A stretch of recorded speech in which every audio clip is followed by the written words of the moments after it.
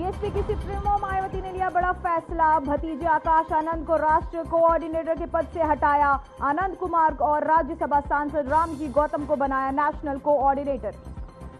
हरियाणा में निकाय चुनाव की वोटिंग जारी। रोहतक में बीजेपी कांग्रेस समर्थक भिड़े। हिसार में 2.5 घंटे तक रुका मतदान। झज्जर में पकड़ी फर्जी वोटिंग। माड़ा हिमस्खलन घटना में मजदूर को निकालने का प्रयास जारी। एसडीएफ आरएलएस के ऑपरेशन में जुटी। थर्मल इमेज कैमरों का कर रहे उपयोग। गुलमर्ग में भारी बर्फबारी के कारण हुआ हिमस्खलन। अधिकारियों ने कहा जान माल का कोई नुकसान नहीं। पर्यटकों से हिमस्खलन इलाकों से सावधानी बरतने की अपील।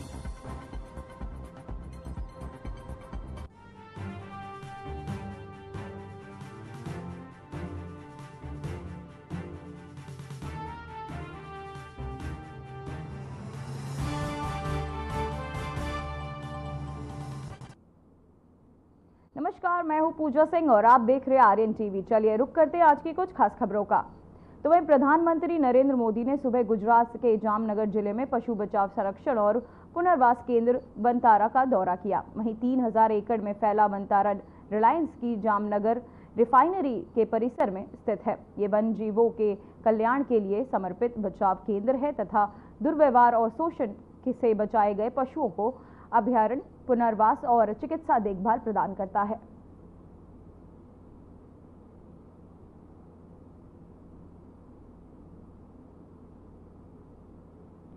वहीं द्वारका जिलों का दौरा करेंगे पीएम। साथ ही आपको बताते चले पीएम मोदी का गुजरात दौरा, जहां पीएम मोदी पहुंचकर वहां बनतारा पशु संरक्षण केंद्र का दौरा करेंगे। साथ ही द्वारका गिर जिलों का भी दौरा करेंगे पीएम मोदी। पीएम मोदी का ये गुजरात दौरा, जहां पीएम मोदी का गुजरात पहुंचकर बनतारा पशु संरक्षण केंद्र का दौरा करेंगे। द्वारका गिर जिलों का दौरा भी करेंगे पीएम मोदी।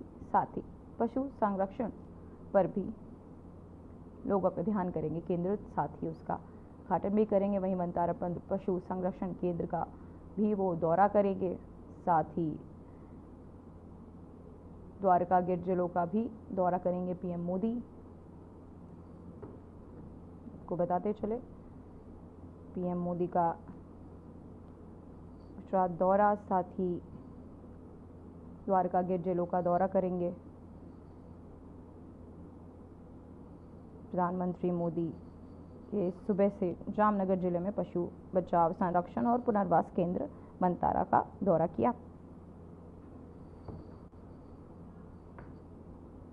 तो वहीं बिहार में इस साल होने वाले विधानसभा चुनाव के लिए तैयारियां तेज हो चुकी हैं। हर दल अपनी अपनी चुनावी रणनीतियों पर काम कर रहा है और इसी कड़ी में राजद और अध्यक्ष लालू प्रसाद यादव भी चुनावी अभियान पर निकल पड़े हैं। उन्होंने जहानाबाद की धरती से चुनावी बिगुल का शंखनाद किया और राजद कार्यकर्ताओं में जोश भरते हुए दावा किया कि इस बार बिहार में राजद की सरकार बनेगी और तेजस्वी यादव मुख्यमंत्री होंगे। के लिए बड़ा खुशखबरी है कि ये सिख वोटर के सर्वे में तेजस्वी जी को बहुत आगे दिखाया जा रहा है, नीतीश से आगे। तो क्या लग रहा है, सरकार एकदम बनेगी? तेजस्वी जी को बहुत आगे दिखाया जा रहा है, 41% और नीतीश को 18%।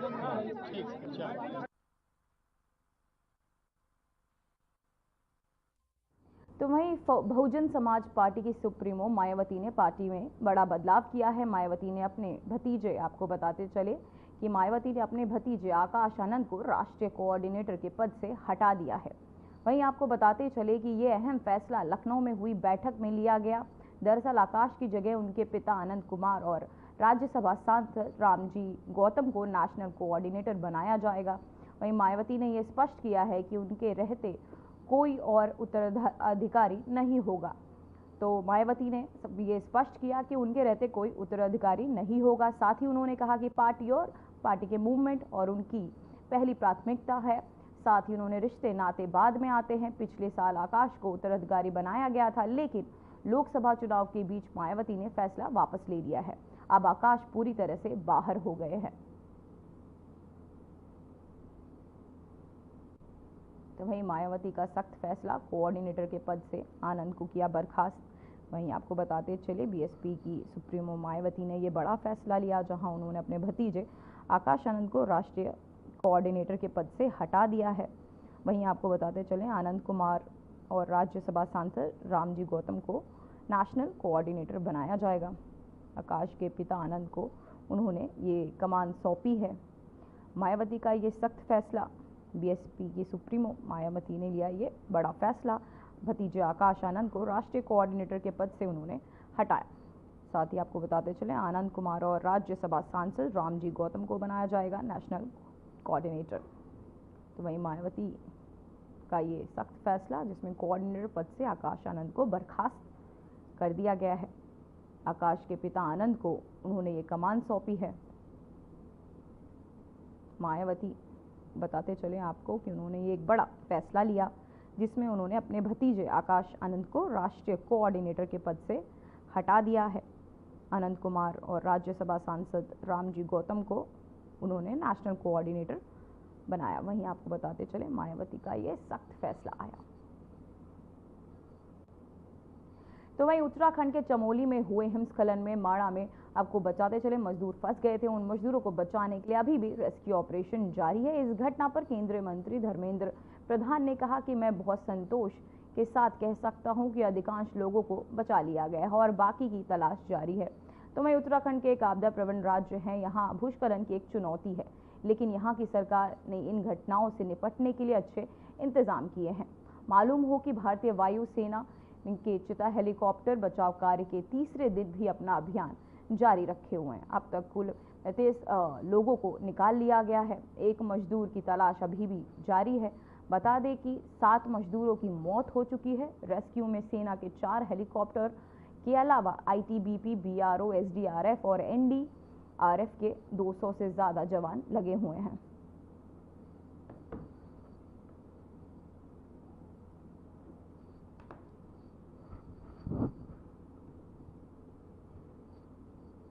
तो वहीं आपको बताते चले कि इस घटना में 8 लोगों की मौत हो चुकी है। वहीं जिस सभी मजदूरों को इस वक्त बाहर निकाल लिया गया है।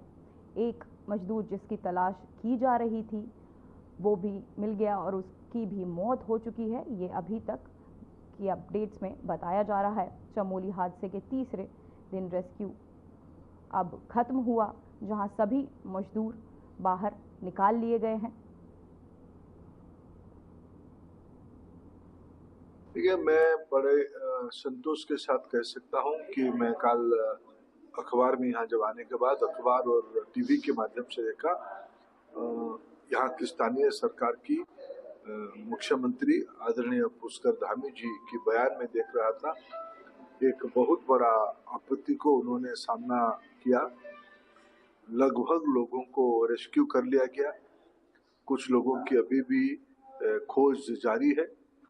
मैं आने वाले दिनों में इस प्रकार की और सजग रहने के कारण इस प्रकार की दुर्घटना ना हो, लेकिन नैसर्गिक आपत्ति है। उत्तराखंड जैसे प्रांतों को इस प्रकार की नैसर्गिक आपत्ति से जूझना पड़ता है। यहाँ का व्यवस्था चौकन्ना है संभालने के लिए। सर, 4 लोगों की मौत भी हुई है। देखिए, अनहोनी को कोई टाल नहीं सकता है, नहीं होनी चाहिए, लेकिन दुर्घटना इस प्रदेश, जैसे मैंने कहा, उत्तराखंड प्रदेश आपदाग्रस्त प्रदेश है। यहाँ की जो लैंडस्लाइड एक चुनौती है, लेकिन यहाँ का सरकार उसके लिए सुव्यवस्था किया है। तो वहीं आम आदमी पार्टी के नेता गोपाल राय ने दिल्ली सरकार की 15 साल से ज्यादा पुराने वाहनों का ईंधन न देने की नीति पर बयान दिया है। उन्होंने आप सरकार के कार्यालय में किए गए कामों को गिनाया। साथ ही उन्होंने बीजेपी की नई नीति पर भी कटाक्ष किया। वहीं उन्होंने कहा कि हम स्वीकार कर सकते हैं कि हमने कुछ नहीं किया। आपको बता दें कि पर्यावरण मंत्री मनजिंदर सिंह सिरसा ने प्रदूषण नियंत्रण पर दिए गए बयान पर पूर्व पर्यावरण मंत्री और आप नेता गोपाल राय ने ये कहा। उन्होंने कहा कि हमने 2016 में 365 दिनों में से 109 अच्छे दिन दिए हैं और आज हमारे काम की वजह से लोगों को 209 अच्छे दिन मिले। तो वहीं उन्होंने कहा कि हमने दिल्ली में प्रदूषण कम किया। वर्तमान पर्यावरण मंत्री को अच्छे दिनों की संख्या 309 तक ले जाने के लिए काम करना चाहिए, जिसके लिए उन्हें रणनीति बनानी चाहिए।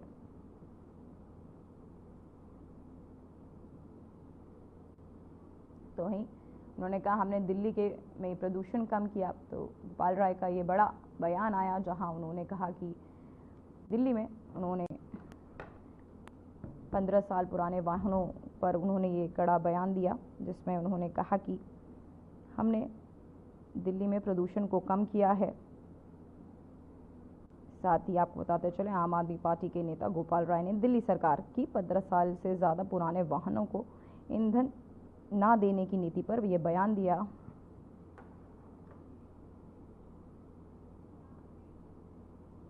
तो वही खबर रनहौला के विकास नगर इलाके से है, जहां चोरों ने एक ज्वेलरी की दुकान को अपना निशाना बनाया।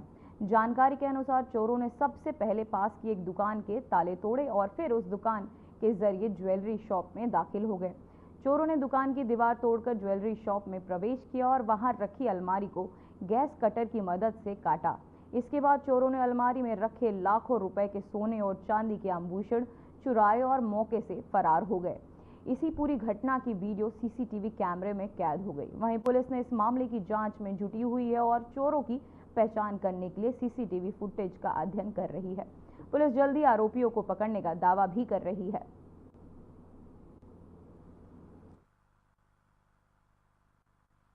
सर जानकारी क्या, मैंने सुबह आया तो दुकान मेरी तो ताले वाले से, पड़ोस के दुकान में ताले तोड़ के वहां से दीवार तोड़ के चोर अंदर गए हैं। पूरा तोड़ फोड़ कर रखा। दुकान में सामान भी ले गए। काउंटर के पास पुराना सामान रिपेयर का था, चांदी का सोने का, वो ले गए। अलमारी भी अभी कार्रवाई चल रही है। अलमारी अभी उठेगी तब पता चलेगा अलमारी खुली है कि नहीं खुली। अलमारी नीचे गिरा रखी फर्श पे।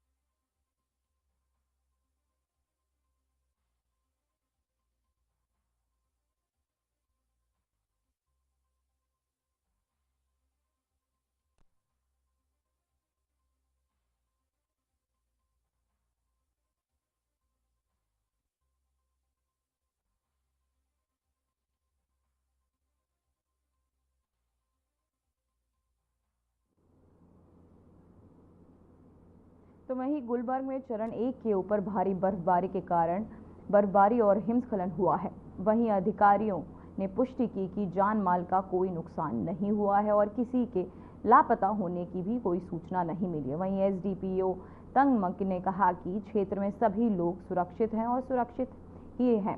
उन्होंने मीडिया आउटलेट्स के जिम्मेदारी से रिपोर्ट करने और स्थिति के बारे में आवश्यक दहशत फैलाने से बचने का आग्रह भी किया। इस बीच पर्यटकों और स्थानीय लोगों को हिमस्खलन संभावित क्षेत्रों में जाते समय सावधानी बरतने की सलाह भी उन्होंने दी है, क्योंकि ताज़ा बर्फबारी से आपको बताते खतरा बढ़ गया है।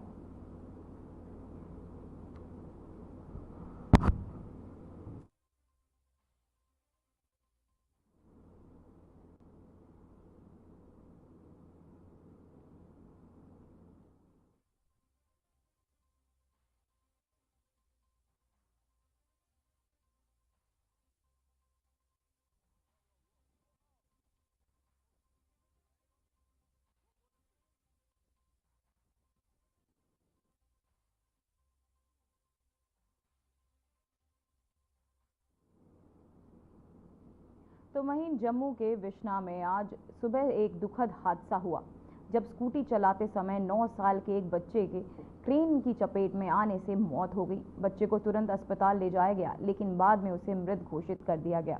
बच्चे की मौत से परिजनों का रो रो कर बुरा हाल है। वहीं पुलिस ने घटना की जांच शुरू कर दी और दुर्घटना के आसपास की परिस्थितियों का पता लगाने में काम कर रही है। वहीं अधिकारियों ने आश्वासन दिया है कि जिम्मेदार पक्षों को जवाबदेह ठहराया जाएगा। जांच में आगे बढ़ने पर उन्होंने ये जानकारी साझा की। साथ ही आपको बता दें, पुलिस की कठिन समय में इस कठिन समय में मृतक के परिवार के प्रति अपनी संवेदना भी व्यक्त की है।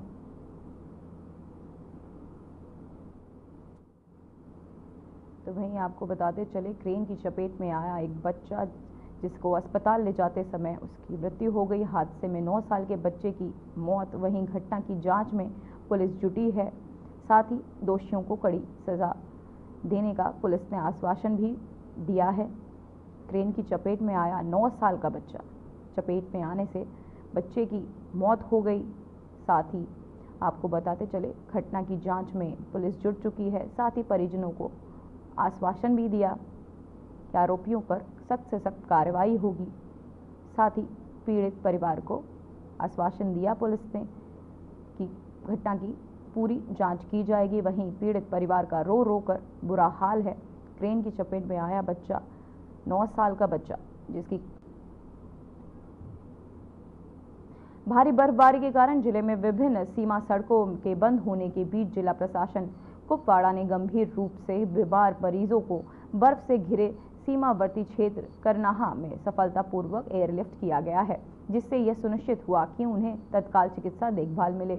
बता दें कि deputy commissioner Kupwara Ayushi Sudan ने निर्देश पर अधिकारियों को और फील्ड स्टाफ के तहत एक निकासी अभियान चलाया गया, जिसके दौरान खार पवारा के 15 वर्षीय रोहेल मीर और कोरा गबरा की 18 महीने की बीवी सना दोनों को तत्काल चिकित्सा हस्तक्षेप की आवश्यकता थी, जहां उन्हें करनाहा के एयरलिफ्ट किया गया और कुपवाड़ा तक सुरक्षित निकासी के बाद दोनों मरीजों को उत्पन्न चिकित्सा देखभाल के लिए श्रीनगर पहुंचने के लिए एम्बुलेंस में बिठाया गया।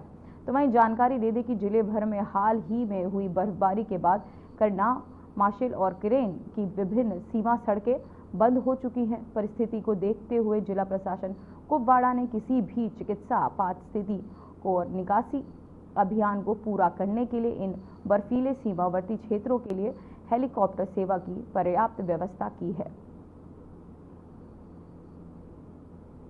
तो वहीं आपको बता दें, बीमार मरीजों को किया गया एयरलिफ्ट। डिप्टी कमिश्नर ने निर्देश पर चलाया गया यह अभियान।